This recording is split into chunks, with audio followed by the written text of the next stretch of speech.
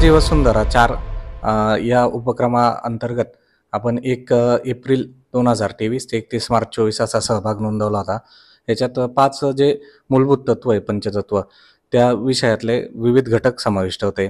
जसे तुम्ही भूमी घटक घेतला तर त्याचं वृक्षारोपण किती केलं, हरित आच्छादन किती आहे आपल्या शहरामध्ये.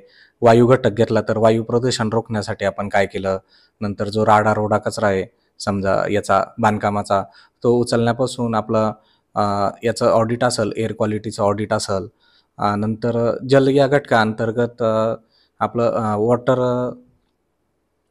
पर्क्युलेशन आपण किती केलं, त्याच्यासाठी किती काम केलं, अशा विविध घटकांतर्गत ही स्पर्धा होती. त्याचे विविध निकष होते आणि गुण होते.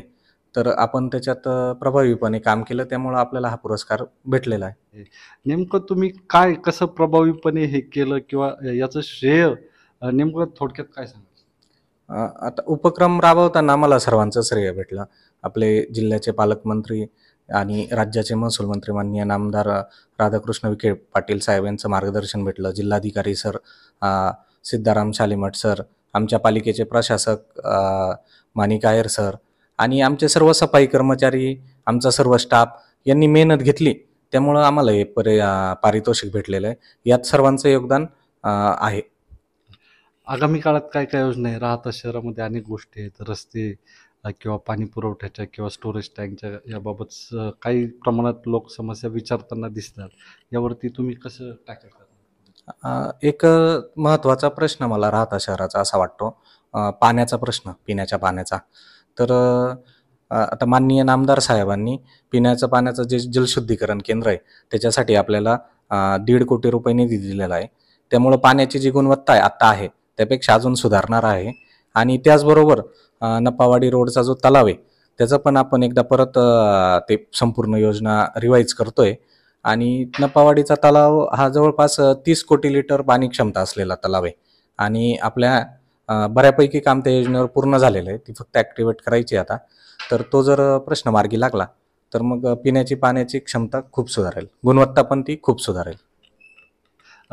कुत्र्यांची भेडणारी समस्या होती, त्यावरती तुम्ही नेमकं काय केलं? गॉडफादर प्रेस न्यूज याच्या माध्यमातून मला ते समस्या कळली आणि आमचं बी पहिल्यापासून त्याच्यावर वॉच होता.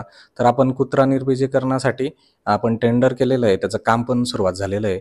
शहरातील विविध भागांमधले जे श्वान आहे त्यांना तिथं नेऊन त्यांच्यावर निर्बीजीकरणाची शस्त्रक्रिया करण्याचं काम बी सुरू झालेलं आहे. आणि शहरातले सर्व हा जो प्रश्न आहे हा मार्गी लावण्यासाठी आपण पुढच्या 2-3 महिन्यात काम करणार आहोत. नाही, आता मी फेब्रुवारीपासून आलो, साधारणतः 8 महिने झाले. पण काम करताना मला असा काही राजकीय दबाव कोणाचा नव्हता आणि सगळ्यांनी फ्री हँड दिलेला होता. त्यामुळं मी एवढं चांगलं काम करू शकला. यात योगदान सगळे आपले पत्रकार बांधव असेल, नागरिक असेल, इथले सगळे आजी माजी प्रतिनिधी असतील किंवा माननीय नामदार साहेब असेल, सुजयदादा, असा सगळ्यांनी सहकार्य केलं. कुणी असा राजकीय दबाव पण नव्हता आणि सगळ्यांचा विश्वास असल्यामुळं मी चांगलं काम करू शकलं. आता हे जे बक्षीस मिळालेलं आहे 1.5 कोटी रुपये, याचं कसं पुढे चालून विनियोग करण्यात येईल किंवा काय? याचा विनियोग शासनाने जे बक्षीस दिलं आपल्याला त्याच्यात त्याची खर्च करण्याची कार्यपद्धती ठरवून दिलेली आहे. त्याच्यातले 50% आपल्याला हरिताच्छादन वाढवण्यासाठी किंवा गार्डन वगैरे त्याच्यासाठी करता येतं. तर आपल्या शहरात बऱ्याच ठिकाणी स्कोप आहे, गार्डनचा असेल किंवा डिवायडर असेल, ते पण आपण सुशोभित करू. आणि उर्वरित 50% हे इतर पर्यावरणपूरक योजना याच्यासाठी आपल्याला खर्च करावा लागतं.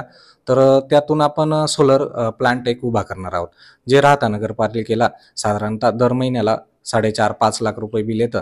आपण तो सोलर प्लांट उभारला तर आपलं राहता नगरपालिकेचं बिल 0 रुपयावर येणार आहे.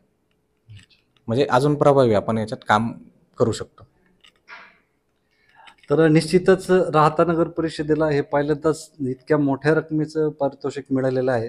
गॉडफादर मीडियाच्या माध्यमातून जे जे प्रश्न मांडण्यात आले त्या प्रत्येक प्रश्नाला मुख्याधिकारी वैभव लोंढे यांनी सकारात्मक पद्धतीने बघितलं. मग ते कामगारांचे प्रश्न असतील, खड्डे पडलेले मुरुम टाकण्याचे प्रश्न असतील किंवा इतर गार्डनबद्दलच्या समस्या असतील, या सगळ्याच प्रश्नांवरती तरुण, तडफदार आणि अभ्यासू असलेले मुख्याधिकारी वैभव लोंढे यांनी राहता शहराच्या विकासाचा ध्यास घेतल्याचं आपल्याला या ठिकाणी दिसून येत आहे. या कामी त्यांना राज्याचे महसूल मंत्री आणि जिल्ह्याचे पालकमंत्री नामदार राधाकृष्ण विखे पाटील, त्याचबरोबर शिर्डीचे प्रांताधिकारी तथा प्रशासक माणिक आयर साहेब यांचं देखील मार्गदर्शन वेळोवेळी लाभत असल्याचं त्यांनी सांगितलेलं आहे. समीर बेगसह प्राध्यापक डॉक्टर जयंत गायकवाड, मीडिया